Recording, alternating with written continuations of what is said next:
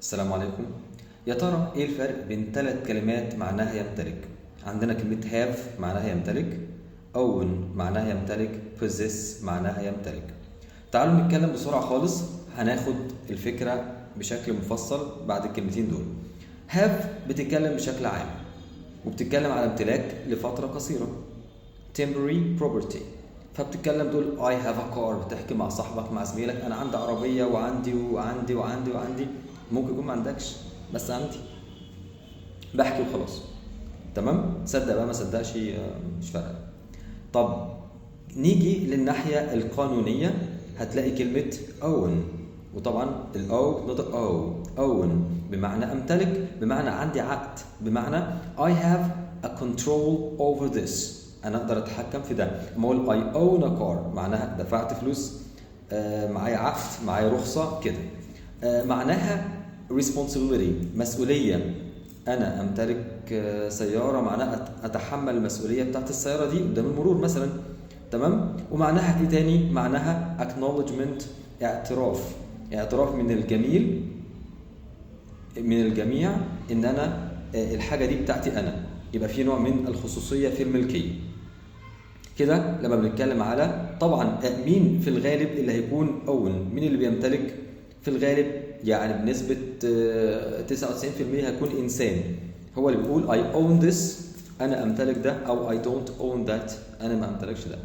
تمام؟ لكن كلمة possess بتعني الاثنين، بتعني امتلاك ممكن أشياء مادية بس نسبتها قليلة قوي، لكن امتلاك مشاعر، امتلاك صفة معينة طبعا ده أكتر بكتير جدا. يبقى استخدم كلمة possess لما أقول مثلا he possesses a good character، يبقى هو لديه شخصية قوية. يبقى كلمة possess بتتكلم على الشخصية، بتتكلم على صفات أكتر من كونها مجرد امتلاك مادي. تاني حاجة ممكن أبني كلمة possess للمجهول علشان أبين strong influence، التأثير القوي. لما أقول مثلا he was possessed by an illusion، يبقى في حاجة بتتحكم فيه. لما أقول برضو she possesses both English and French معناها masters. طبعا الكلام ده كله نتيجة بحث عملاه زميلة اسمها ماري نورلاند، وإن شاء الله هبقى أسيب اللينك للPDF بتاعها أو الارتيكل بتاعتها، المقالة بتاعتها إن شاء الله في التعليقات على الفيديو لو حد حابب. فهمنا كده إن كلمة possess طبعا محتاجين نفصل بقى شوية. كلمة have علشان هي كلمة عامة قوي مفيش منها اشتقاقات غير كلمة having، امتلاك. having a car is a good merit، عندك عربية دي حاجة حلوة بشكل عام. كلمة own عشان هي قانونية هجيب منها owner المالك، و ownership الملكية، طبعا ملكية قلنا بعقود.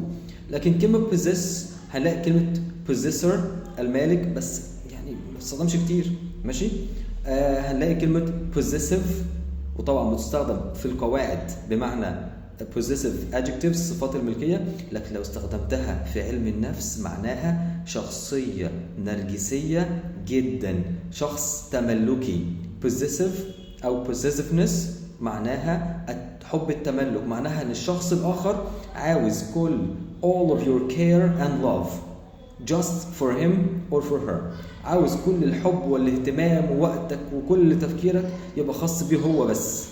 طبعا النرجسية عالية جدا، فطبعا صفة ذميمة وليست حميدة. هنلاقي كلمة بقى possess بتستخدم في الحياة العامة بشكل سريع وقوي ومنتشر في كلمة position أو positions معناها الممتلكات الخفيفة، عكس كلمة property معناها الأطيان والعمارات والحاجات الكبيرة دي كلها. أتمنى كده يكون في الفرق. كلمة have بتكلم عن الامتلاك بشكل عام، كلمة own بتكلم على الامتلاك القانوني اللي أنا أقدر أتحكم فيه، أتحمل مسؤوليته والناس تعترف لي إن دي حاجة بتاعتي. كلمة possess ممكن استخدمها مع امتلاك اشياء ماديه، وفي الغالب بستخدمها لامتلاك صفات معينه، اتجاه معين للحياه. ممكن ابنيها للمجهول بمعنى انا متاثر جدا بايه، او ابنيها للمعلوم في حاله اتقان لغه من اللغات او مهاره من المهارات. كده فهمنا. السلام عليكم ورحمه الله وبركاته.